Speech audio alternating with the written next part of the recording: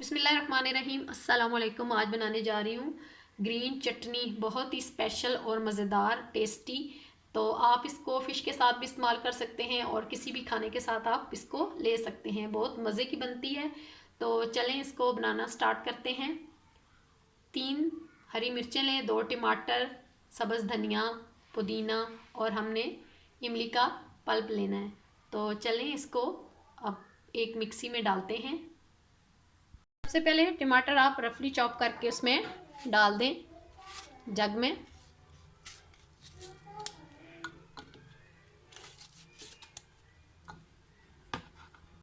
दो सब्ज़ मिर्चें और धनिया आप डाल दें रफली चॉप करके।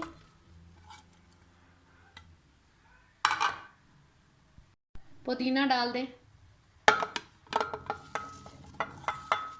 पुदीना को मैंने पहले ही साफ़ करके रख दिया है, फ्रेश पुदीना घर का। अब इसमें 3 चम्मच इमली का पल्प ले लें, वो डाल दें। कुटा हुआ ज़ीरा 1 चम्मच वो ले लें। आधा चम्मच नमक वो ले लें। कुटी हुई लाल मिर्च आधा चम्मच वो ले लें। आधा चम्मच चाट मसाला वो डाल दें। अब इसको आप पीस लें। बहुत ही मज़े की चटनी बनी है। अब आप इसमें 1 चम्मच लेमन जूस वो डाल दें